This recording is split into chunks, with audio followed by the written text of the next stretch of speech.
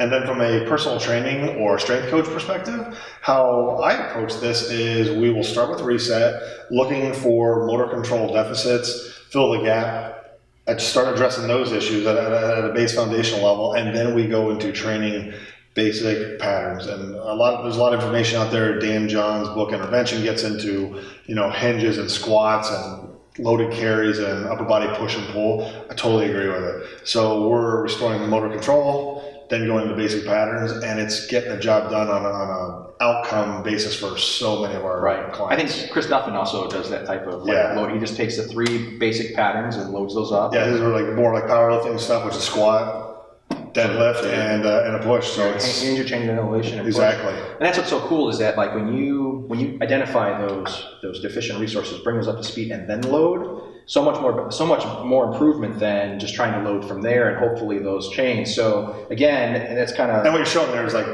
some resources are kind of offline and other resources are online. And the restoration versus replacement. Exactly. Right. So how fundamental is the movement? It goes back to that argument. Right. Like your hinge, your push, your pull, those are your fundamental movements, but what's more regressed than that once these isolated. Exactly. So we get that motor control and then basic movements on top of it. It's a powerful combination. Right. Yeah. So again, it all comes back to being as a professional in the field, being accountable for how movement occurs. And if your goal is to change movement, you have to appreciate the human movement system, the hardware components, and then the software aspect. Right, and then taking into consideration what you're doing, how it fits into the big picture. Right. Doesn't disregard what you're doing if you're only looking at, say, tissue, muscle, as a massage person.